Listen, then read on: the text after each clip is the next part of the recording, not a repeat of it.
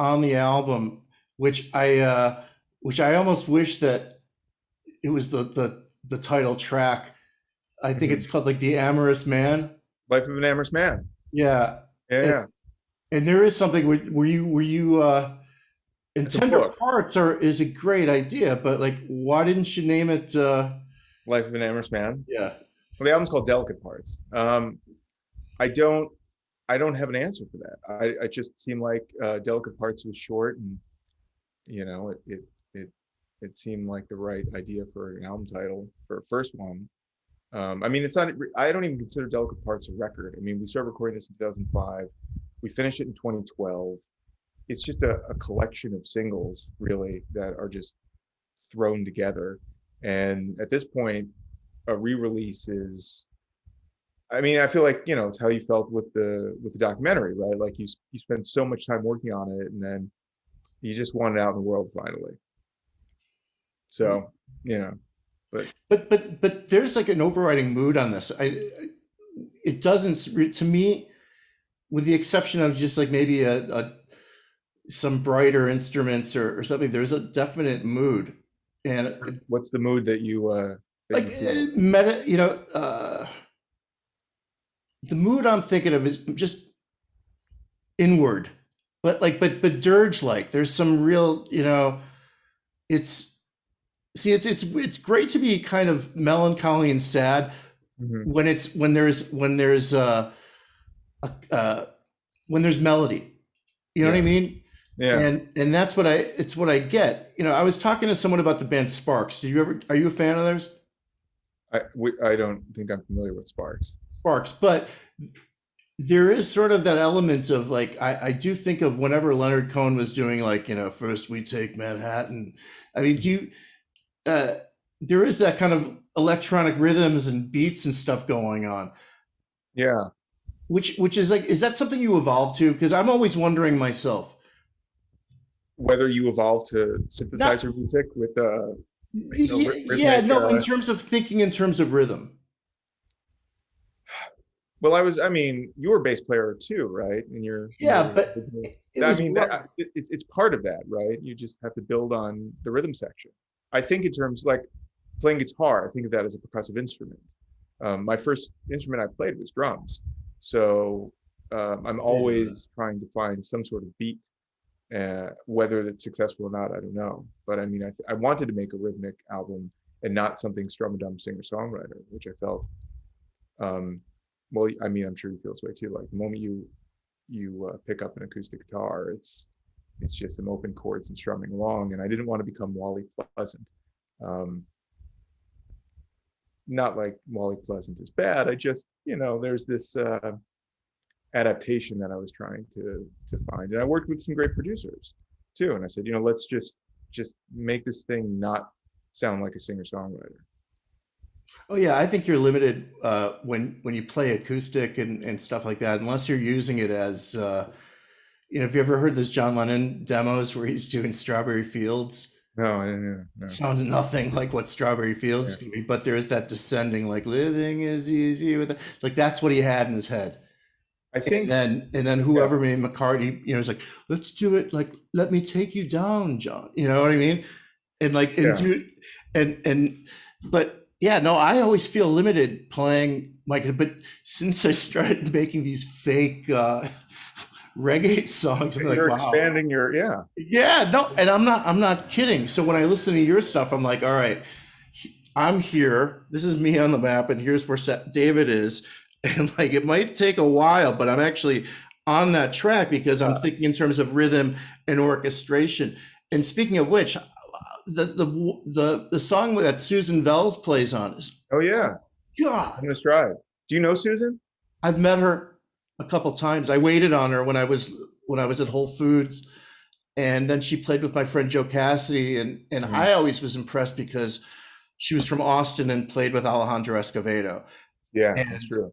and uh, and when she was living here, what was that band she was in with Frank Boy Oral? Dog Pondering. Yeah, I mean she's as good as it She's gets. clever. She played with John Mellencamp. I mean, we did a record release the first time this album was released in I think 2012, and she performed it, and it was just like it was knockout is extraordinary. She's a brilliant musician.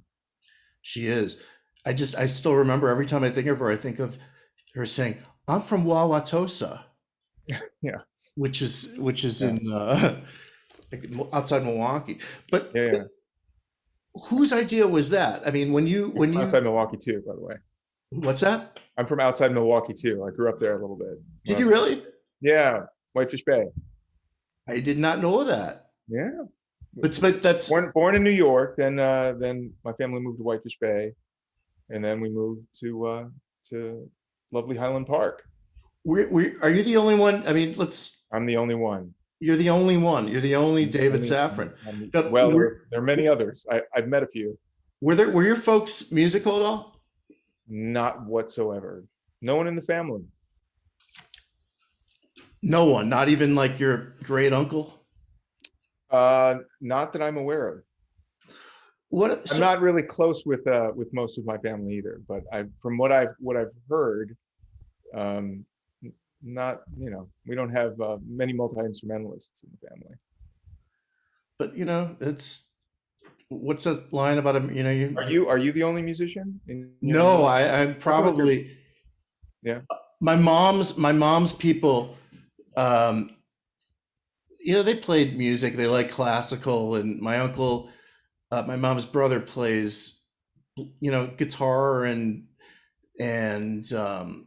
into that whole roots thing.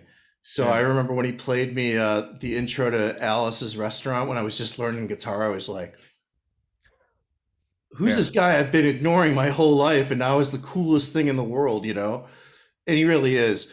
Um, but no, but still, being raised by two New Yorkers, and your folks were like real, like hardcore, Brooklyn. like PS1 something or other, like. Yeah, yeah, yeah.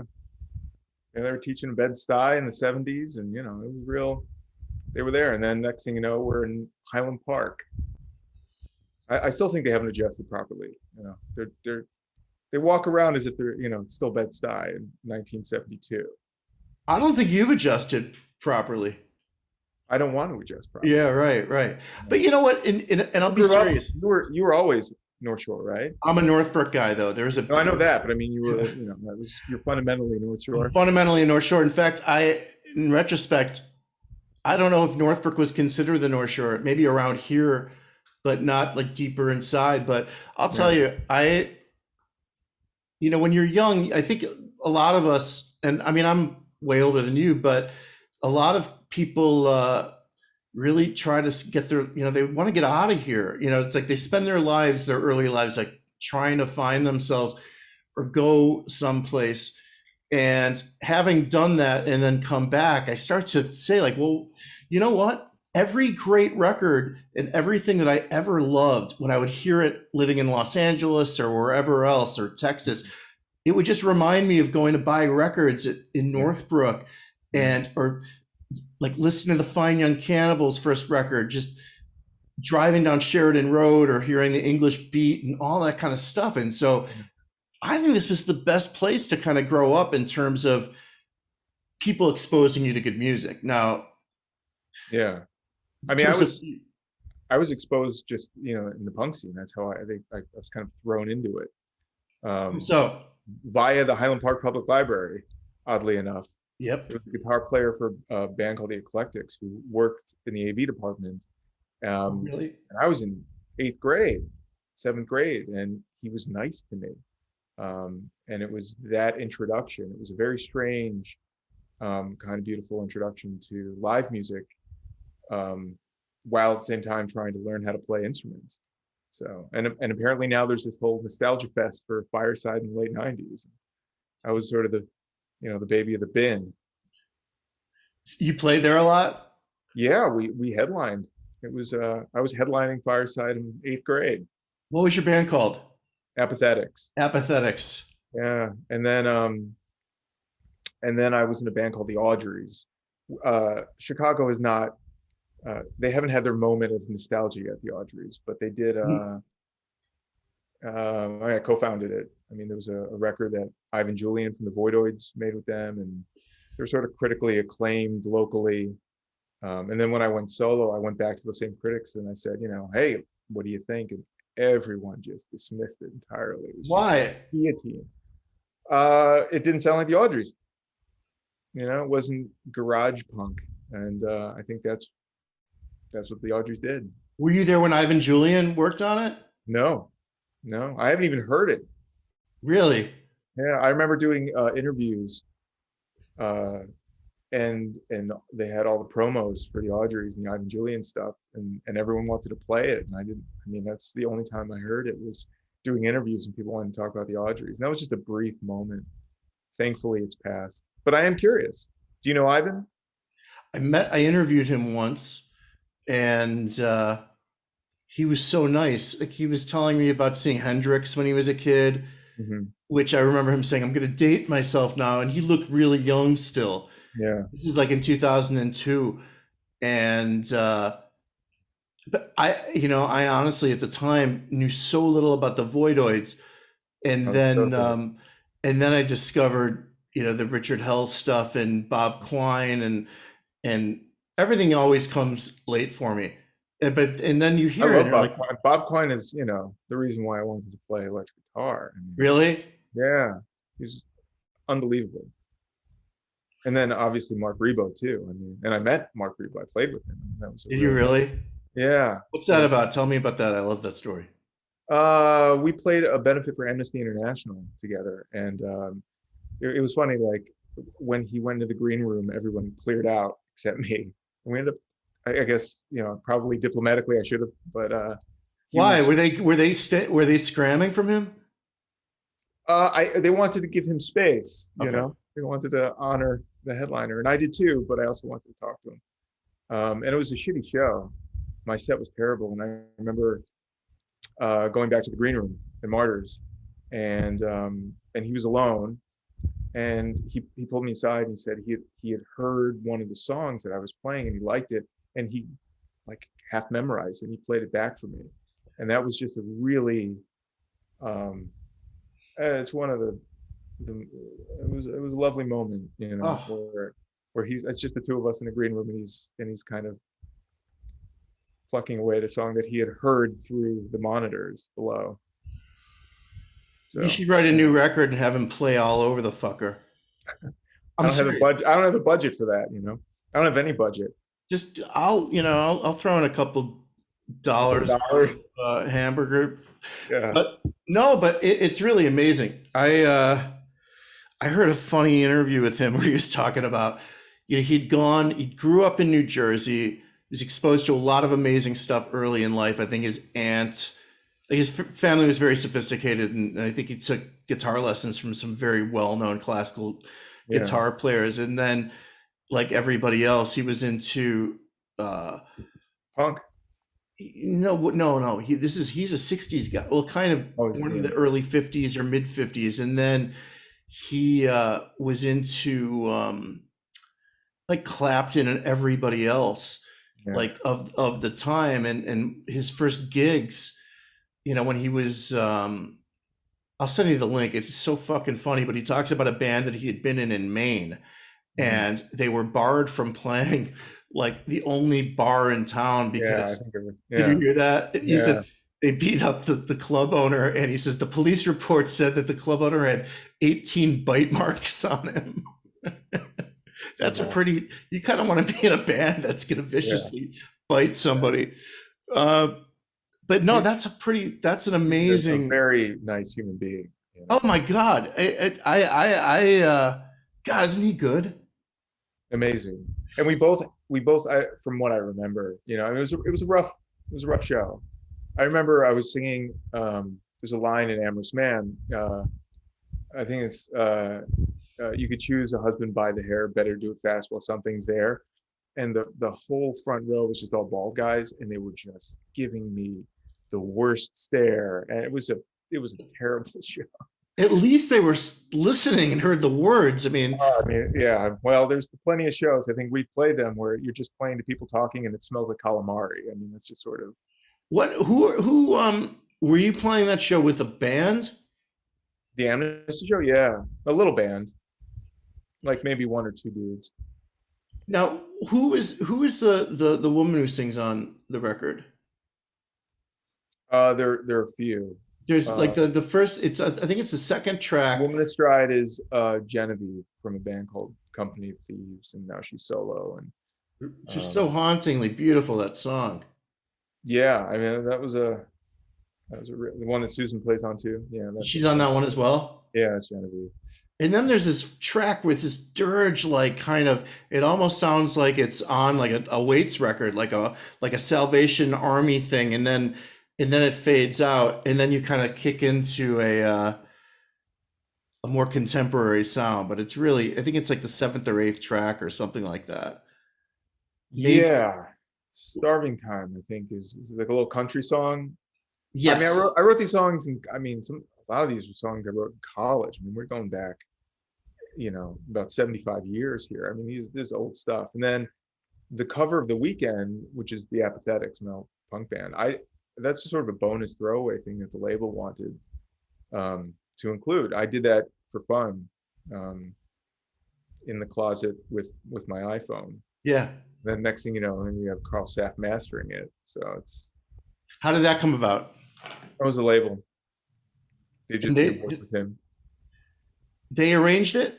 They arranged it. Yeah. Now, do you have? I mean, were you aware of his work? What's his whole story? Carl Saff. Yeah. Yeah, he had actually mastered several recordings that my producer had worked on too. So I knew him as this. Have you worked with him before? He's just done tons of things. Like, but of local people or people nationally? Both. I think both. Any records that you were a fan of? Don't put me on the spot here. I'm not. I'm curious because I've never heard of the I'm dude. sure. I'm sure. There's plenty. I have to go look, and I will get back to you. And we'll do this again. Okay, no, that's fine. But it I'll run through sounds. the I list. mean, surely you're happy with it. Yeah, uh, I mean, sure. What's mastering them? I mean, I do this stuff. I don't know. I don't, you know, I sure. It sounds great. Whatever. I mean, I really don't have much of an ear for differentiating, what's changed or not, which I should because I do this. Would you have it for someone else? Do you think? Like if listening to other product than your own? I mean, probably not. I'm very basic. I can barely work No, together. it's hard. I never have. I have such a difficult time trying to like. What do you mean mix it and master? You know what I mean? It's an art form that should not be minimized, or an Yeah, ability. it shouldn't. Yeah, I mean, I ended up producing most of the stuff by default, and I still have no idea what I'm doing. I mean, especially when I'm working in, doing ad music, where there's this responsibility to make something that sounds professional, and I can sort of get by, but I still have no bloody clue what I'm doing, and that's kind of how I function. You Same can with playing fool the other people guitar. though, right? What? You fool other people though, like on the. I don't want to say that because you're still getting work. No, but Yeah, it sounds good. Like when you've told me in the past, like I just mixed that on GarageBand. I was like, are you fucking kidding me? it's true. I mean, I just bought a digital mic. Everything else is straight into my iPhone, Wow. GarageBand, and I would take my 5-string acoustic guitar and run it through some effects on GarageBand and mix it that way. And surprisingly, it wasn't always awful. But if you ask me why, I couldn't tell you. You know what? You know what I want you to tell this story because I've forgotten it by now. I met you because I'd randomly read some interview that you had conducted with Ratso Sloman, Yeah. and I couldn't believe that you living in Chicago, or Not just that, it was just a beautiful coincidence that you were living where I grew up. yes, Like, and I just moved home. But you told me this great story and then about. we met at Ravinia Barbecue for beers. Oh, that's not there anymore. It's not there, right? But David, no, but tell me the kale story. Oh, I mean, you actually worked with John Yeah, but Kale. it doesn't matter. I mean, I was in the Audreys and I was trying to leave the band, and I mean, I was always looking for some sort of mentor. Mhm. And Cale was playing Tommy Nevins. It was the first show that Nevins Live was doing. What year was that?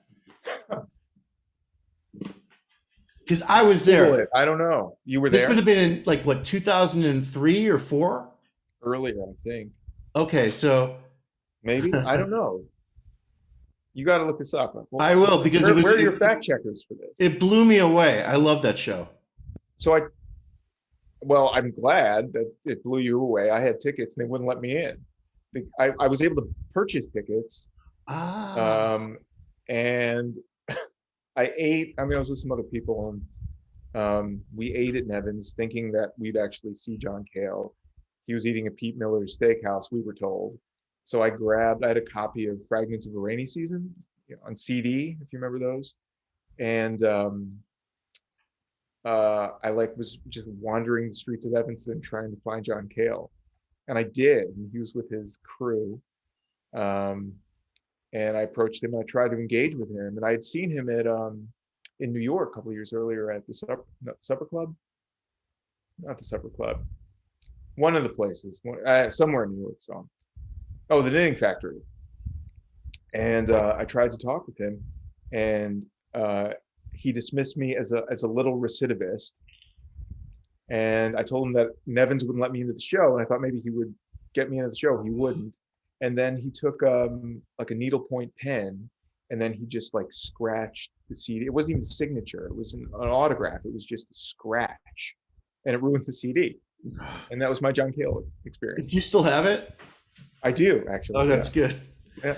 And I was not here with me. I'd love to show it to you, but it's not even, it doesn't even count as a scribble. It's just, but yeah, I managed to scratch through his own CD and make it unplayable. And, I was called a little recidivist. So that was, I don't know.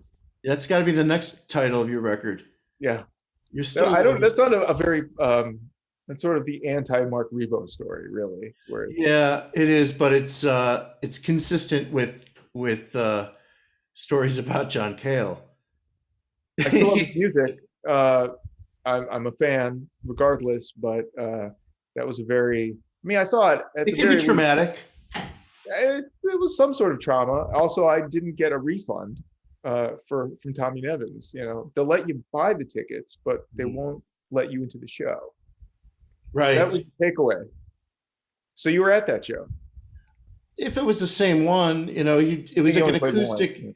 What's that? I think it was just one show. Yeah, if I definitely saw him there. But so wait, so what about um some of these songs? What was one of the more recent songs that are on this I delicate mean, things? Delicate Things, Yeah, Tender Parts. tender They're all parts. Why old. do I Delicate keep Parts. Yeah. delicate parts? Yeah. It's all old stuff. What are I they? mean, What are you referring to? you Your tell me. nethers? Your nether regions? Yeah. No, I don't know. Adult Things is one of the tracks. Yeah, that was 2009, Okay, so 2008. All these songs were, released as singles in some capacity up till about 2012. And then the record was compiled and it was shopped around for labels, and no label wanted it, and it just collected dust until this tiny, tiny label in Atlanta said, let's do a re-release, even though it was never officially I released. know. So why do people have to know how old these songs are? To me, it's somewhat Well, I guess because revelatory. they've been floating around the internet for so long, you can find various versions of these things scattered about. So it needed to be like this official remaster, and it's also kind of a good promotional thing for the label too. What are you? Do you? What are your plans in all seriousness in terms of like what do you want to be doing other than making music for a living? I mean, are you writing stuff? Do you have any Right now, I plans? just like to go to the grocery store. I mean, that's pretty much Where? Which one? all of them, any You're of all them. good. I'd like to, be able to see my friends. Yeah. That would be nice. So wait, but do you want to start playing live again when Yeah, I things would love to. I'd love to tour. I mean, this would be a great time to do it, except for this global pandemic that's stopping everything. You've been actually really good in terms of diligence. Like I thank God nothing happened. I remember trying to get together with you, and you're like, I'm not seeing anybody, or I'm not, you know what I mean? And you were Yeah, very we were. serious, and Yeah, rightfully so. You know, yeah, uh, we're still pretty serious. I mean, yeah.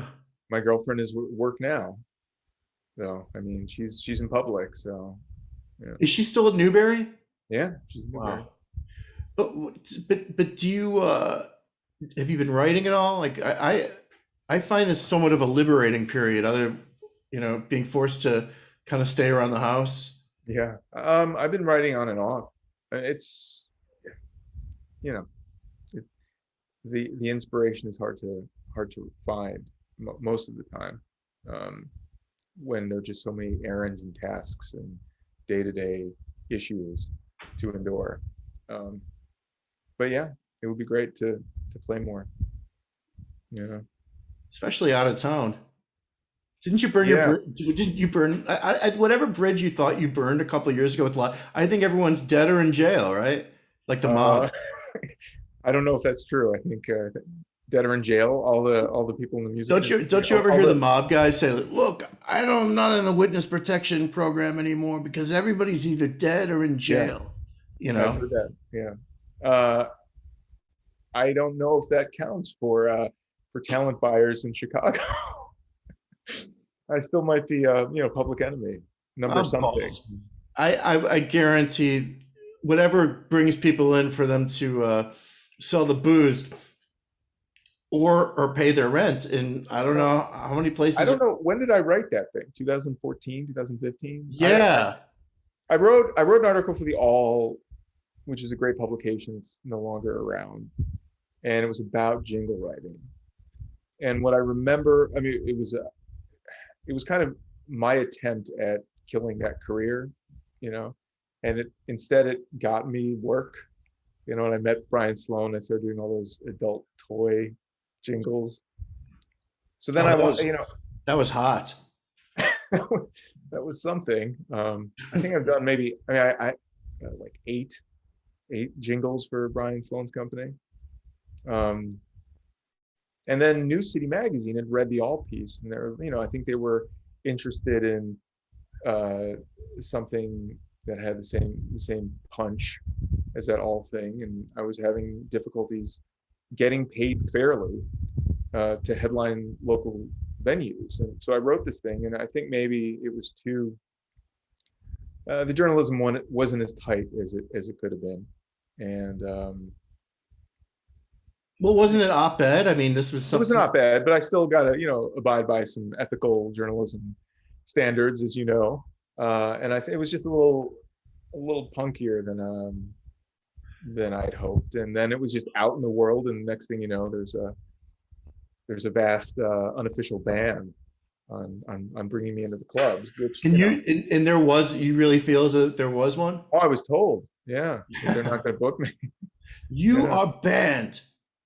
that was it. And I thought maybe there would be, that could be enough momentum to then book me elsewhere, or there would, be a community rallying around me. And when I Right. noticed that, No, like, privately, I got a lot of messages saying, thank you for writing what we wanted to for years, but those same people then, publicly disavowing. It was I heard Kankakee was the only place you could get a gig. just Kankakee. It's always It Kankakee. was Kankakee and Whitefish Bay. yeah, Whitefish Bay, Kankakee, and Geneva, Illinois. That's right, Geneva. Like Yeah. just some fucking, like that's the one thing. Like growing up, where like just along the lakefront and just adjacent, I never went west of like Wheeling Yeah. Yeah. or Niles or anything west of like 294. And I think that's snobbery. I was raised. When you were in your band, did you guys tour? We played, no, I mean, like, no, it was always local. Like we played a couple. We did play some kind of Wisconsin show, but no, not really. I was You played some big shows though, right? yeah, but these were fun times. Were you were signed, right? No, but there was always like my buddy Mike Datz and bandmate and just dear friend, was like he could get gigs anywhere. He was like such an amazing guitar player and song and everything. I mean, he had this thing going for him that every local opportunity that he pursued, it was like, sure. The funniest thing though, I remember, because we opened up for bands at the House of Blues, and I remember I just started training for a job in Las Vegas in sales, which was awesome and fun, and uh, it was like my first real job out of college, like 9 years after graduating, and I'm out there and I'm thinking like, I should get serious and blah blah blah, and then Mike calls me and says, you got to get back early because we're going to open up for Smash Mouth and Lenny Kravitz at the World. I didn't realize it was like it was like not in the parking lot, but it was right inside when people get their tickets, and we're like this band up on this shitty little stage and all brand new equipment, no sound guy. Yeah. It was the funniest. I thought it was hilarious, and I didn't mind, but it was. They're recording that somewhere? We recorded, but not to the extent. I mean, I was in another group with Highland Parkers called the Milligrams, which was a lot of fun. But Milligrams? The Milligrams, yeah, and yeah, they're all around. But no, it was a lot of fun to be in Chicago in the '90s. There were things that were going on, and you had that kind of illusion and fever that someone might get signed. Now I don't know what that meant. I didn't care as long as I could play. Excuse me, I woke up late. As long as I could play live, I didn't care about record deals or any of that kind of shit. So and so got signed, but Wicker Park, when I lived out there, it was still kind of Dodge City-ish, it wasn't as Lincoln Parky. Yeah. It was still gunshots all the time. Yeah. Not by me. Yeah. I'm aware. I remember. But did you play around DePaul? Well, in what version? College. Yeah. I mean, yes, absolutely. I was part of I used to work at this bar called Lily's. I played there every week too. I mean, Lily's was sort of the hub for singer-songwriters. And it was interesting. I think maybe a few decades ago, like Steve Goodman was playing there a lot, and John Prine, and like on Lincoln. Yeah, it's right on Lincoln. Lily's, and it's a DePaul bar, and we just sort of took it over. And Lily actually had offered me, I think it was $100 to play a week, and I think it was every Thursday. And then my friend was the bartender, Tom Schrader, and he found out, and somehow I never got paid. Everyone ended up playing every Thursday. That's a good gig. Great. I never got paid. I mean, I would have made a little bit of money, but that didn't happen. He somehow managed to maneuver something there. Because that was more than he made a week, probably. It was, but whatever. I mean, he was also living in an apartment that Lily owned, and he was bartending. I mean, it was it was a great. We filmed a music video there. We demolished the stage, or we built the stage. I can't remember. It was a great time in college too, and a great place to learn your craft. That was so. I mean, I feel really fortunate. Maybe you feel this way too. When I was playing in punk bands with older people that really understood craftsmanship, which is strange, considering it's punk rock. But these guys knew what they were doing, so I learned a lot from that. I didn't really learn anything in the Audreys, other than who not to work with. And then I started this solo career, and this Lily's bar was just a hub for all kinds of musicians, and just absorbing everything you can and getting really drunk all the time. Isn't that fun? Did you ever play wasted? I did, and I don't think anyone should do that. I still have regrets. There are certain shows. One is 5 years ago, where I smoked pot, and my guitar kept going. It was just the war. It was a Yeah. nightmare. Yeah. You might have been there, or I might have told you about it. Yeah. It was fucking nightmare, Yeah. and I'll I never do that again, um, unless I know what kind of shit I'm getting. No, I don't think that it's a good idea. Yeah, I drank way too much before shows for a couple of years. And Well, even drinking is with, okay. One and done is a good deal. nah, I mean, there were too many substances. It was sloppy. It was ugly. It wasn't, those were not good moments. Just as a human Unless you being in general. felt that you were playing well. Pardon? It's different though. I once was in a similar state, uh, which I would tell you more off campus, but it was, I remember thinking that this was the greatest I've ever played. It was And really not. then you see some footage and you're like, oh, Oh, this is a disaster. oh, we Yeah, I suck. don't recommend it. I don't think it should be mythologized. I don't, or romanticized in any way. It's disgusting, and unprofessional, really. Indeed. So Uh, what's going on now? Like how you holding up mentally? I'll tell you when we're not recording. Okay. No, I'm fine. I'm mentally. I'm as that's an endless question right now, considering where we are. Um, but just enduring like everyone else. How are you? I'm fine, you know. I have my moments. They're Yeah. more existential, you know. Yeah. They're more like um just existential stuff that really Yeah. that can't really be articulated, and if I did out loud it would be uh I don't know, I would think people would just be just their jaws would be, you know. I think they're that way anyway. That's just the Yeah, look when I they know. I got to when get used to that. yeah, Living living amongst are you hardworking. thinking of getting out of HP? I don't know. At some point, I like it here. I mean, I like being back in Illinois or near Chicago. I like being near the Yeah. lake. I like. Um, uh, uh, I'm gonna force myself to do more things outside this summer. You know, and Yeah. unless because usually, as I think someone told me that I was dysphoric when the weather was sunny.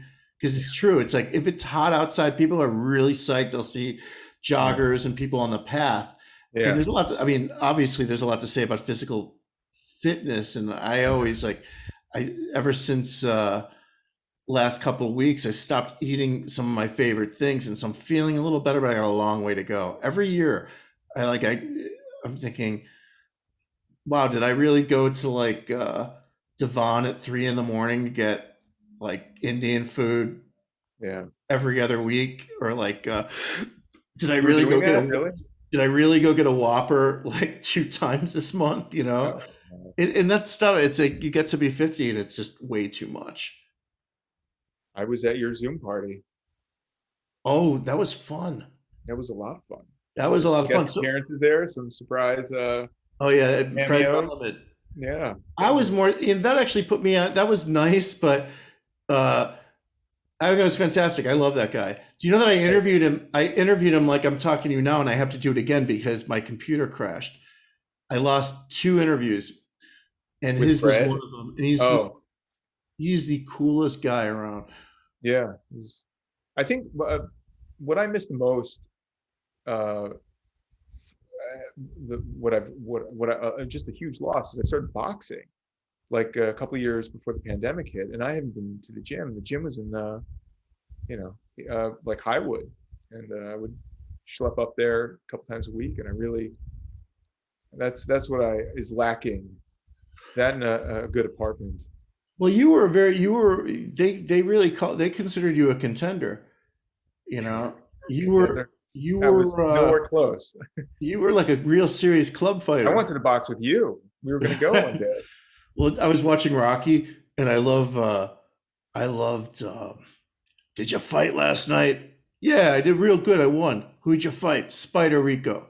He's a bum. You know, it's like I love all that. I watched Rocky the other day, and I'm thinking it is the best movie I've ever seen. And you don't see movies anymore with there is a whole scene Mhm. of Stallone having a meltdown Yeah.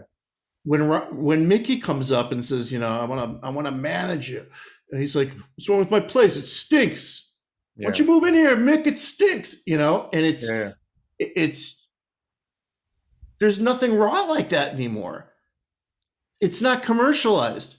Like Yeah. I rawness know is about that. not they tried that out on the public, and it was dark, and it was gritty, and it Yeah. was good. And for Yeah. some reason they don't do that anymore, because it's more anything more than 15 seconds is too Yeah. long. Yeah. No, that's true. The edits are too fast, and he seems to last longer. But with Yeah. music, do you find, and that's, I think, to almost close it out by Yeah. talking about what we started about talking uh Rhythm. about, and that was not the rhythm, but No, like, I do you don't remember. feel like you were born in the right time? Because like, where are you? I mean, obviously you have this inward life like all of us do, some a little more richer than the others in terms of inward ability to kind of tap into that little vein of gold and write a great song like you do. But Thank you. at the same time, it's like, I'm hearing timeless shit when I'm listening to your stuff. I can't really respond to that. I appreciate your generosity. I don't know how to answer about being born in any time, really. This is where I'm at, you know, and I have this is what I have to work with. Are you listening to anything lately that's new? All the songs you send me. No, no, no, Yeah, not yeah, it's true. bullshit reggae songs. Yeah, I love it. It's My great. daughter walks around the house. She's like, "E.T. He phone home now." And, Yeah, and the and then you funniest record thing it. is, I sent it to my friend Philippa. She's English. She and her husband and kids, they live right down the street. And she said, "Did you just put E.T. and Haile Selassie in the same sentence?" It was, Yeah. What I've been listening to, I mean, Emma and I have been getting absorbed into reruns of 120 minutes on YouTube wasn't that from the fun? 90s, which I mean, this is how I learned about music in general, was watching 120 minutes. And we've gone into the rabbit hole. What we're really enjoying is watching the commercials. People have just archived 120 minutes, and we're remembering the music that we first fell in love with. And I think that's been, re- I mean, the same thing happened with Apathetics. I hadn't heard my punk band in 20 years, and people have been archiving it and digitizing it. And I found this out. And, it's strange that my childhood is being recorded by other people and I'm remembering it. But I think that's really been the strange process throughout the pandemic, is remembering what you love to begin with, and emulating it, not in a nostalgic way, but at least trying to figure out what was its essence, and can you capture that still, and if you can't, can you at least get the right feeling behind it for something you want to work on now. And that's That's been. Are you thinking about any specific performances that really blew your mind when you were a kid on 120 minutes? I could tell you mine. Yeah, tell me, I'm curious. Well, no, I remember seeing Ween doing Spirit of 76 by themselves. Like, I Yeah, think Dean Ween was wearing like a stocking over his face, and then seeing PJ Harvey PJ Harvey, yeah, we singing just that watched song that. "Come Back Billy," and I was like, "Wow, rock and roll is really cool." Because I in the late, other than the Replacements and all this great shit it just, I wasn't a big fan of the grunge thing, Yeah, I wasn't either. I and never got and there too much. I thought that Nirvana was the best of all those bands because they had short songs and they had the similar kind of like punk ethos And that I great loved. melodies. What's that? And great melodies. Oh my goodness! But that show wasn't Yeah. that cool? Like, I could see that making somebody want to be in a band that's of the right Yeah, I mean, that impressionable was, age. I mean, it was, I'd watch 120 minutes, I'd learn about, national music, and then I'd go to the Highland Park Public Library, and I would be introduced to local punk rock. And that was, while at the same time learning how to play drums and bass and guitar. and being just sort of thrown into a bunch of bands in the community. And that's something that, I mean, I'm never going to experience that again, obviously. But it's something to reflect on now, especially because I have nothing but time. So that's been a really kind of a rewarding part of the last year, is remembering what's been lost Yeah. As in a long as positive it's, way, not negative. no, no, in a positive way. Yeah, Yeah, because look, if if you're on the what's that cliche, like if you're on a desert island, you need an instrument. You have to be alone and be excited by that stuff. yeah, It's nice to have some stimulus or some stimulants to, yeah. Stimulus, that would be and nice. nice weather and stuff like that. But Yeah, yeah, yeah, I agree. I think that if you did not come out of this period um, with something to show for it, the last year, yeah, anything, yeah, putting your record up, doing something, yeah. You just put then, out your documentary. I well, mean, that I would have put that out many years ago, but that just happened. I didn't put it out. That just somehow happened. It took a how long I feel about time. this record, though, it just somehow happened, though. You know, Well, it was made already, which is good, but it came yeah, out and it came out at the right time, and it reminds you, wow, I'm a songwriter, this is good shit. yeah. I I've want to been do it again. writing. I mean, that record was done in 2012, so I've been writing music since and putting it out. Nothing's been as polished. Right. The studio has been my iPhone, for the most part. But it's not like I haven't been doing work in any capacity. Isn't that Uh, technology amazing? yeah, it's also really limiting. And when I'm the only person playing the instruments, all the magic is, well, it's gone. I mean, or I have to conjure it all up. Um, I mean, I'm just happy that Emma got a couple of lines in the Weekend cover. She sings in it. So I mean, that's the Which closest. songs is she? She's on Adult Things, isn't she? No, no, no, no, no. She just sings on the cover. The last song on the record is the cover of the Apathetics too, Oh, and she sings yeah, that's right. I remember saying "Mine." that. Wow, she's got a good voice. Yeah, she's a great voice. I've been trying to get her to actually like She sing. looks I more mean, we rock wrote. and roll than anyone. Oh, she's the most authentic rocker among us. I mean, but she doesn't really play instruments besides a little piano. But she looks good holding them. That's all that counts. What time? When's this being released? You said this April week, 14th, the 14th. 14th. Yeah, I want to put. I want to intersperse a couple tunes in between or bookend them yeah, on this. that would be great. That'd be cool, Um, man. whatever you want. Maybe you can do the cover of what did we do?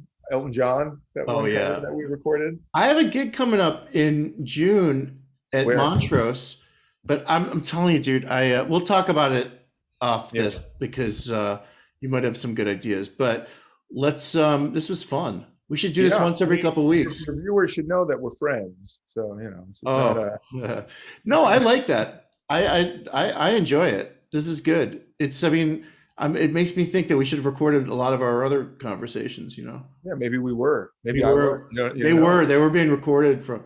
I've seen you perform multiple times. I've loved it It's going to be every different though. Thank you. It's going Are to be you going to be different. doing what was the fest, the Highland Park, the Roger Williams The first one in the rain. that was a good show. Were you there? Yeah, I was there. Oh my It was goodness. Emma. Yeah, we were standing in the rain. Oh, that was so much fun, dude. That It was was a way more great show. people. And then you And played then I at the played there Sloman. again, and my friend Tom really gave me an ass kicking after because that was the show I was telling you about. I restrung a guitar early. That I just like the most unprofessional shit, Yeah. even from like taking a year and a half to pay the musicians in the band. But I did, and in cash too, with interest. With interest. But I was wrong. Like you got to you got to like be a mensch, even Yeah. if you're not taking a dime, um, and be prepared to match whatever check that you're getting with cash, so you could just like pay out people. Yeah, and I had to pay for the rehearsal space too. I mean, it wasn't a democracy at Nothing. all. Yeah. And I lost so much money on these shows. I think that was the primary motive to write an article is kind of alert certain talent buyers that, like if you're local, you're losing money, and if you're headlining in your local, you're still probably going to lose money. I think you should be more of an enigma. Successful in that message, I don't know, but it was Right. it was a worthy attempt. I think you should be more of an enigma because I listened to that record of yours or all those tracks, and I think like whoever did this, man, is cool. He's living in Paris. He's got like I have to be an enigma now. yeah, there's just like he's cool, man. He's urbane and sophisticated, and this music is urbane, and he's got such a deep, delicious voice. And You can be urbane and mysterious, and also really annoyed with your community at the same time. yeah, but it could be, I mean, I could see you living in Slovakia or Slovakia now, where just be somewhere in the we're all over the far. map here, Steve. Yeah, but you'd be the king there. It's kind of like what Serge Gainsbourg, Yeah. was to people. Why can't you got to do that? And so by the next when we talk next, Okay. you'll be that I'll be Slovakian. Yeah. You'll be Slovakian Serge Gainsbourg. I'm on it, Steve. All right, brother. All Hang right. on a second. Don't go Okay. nowhere. Okay.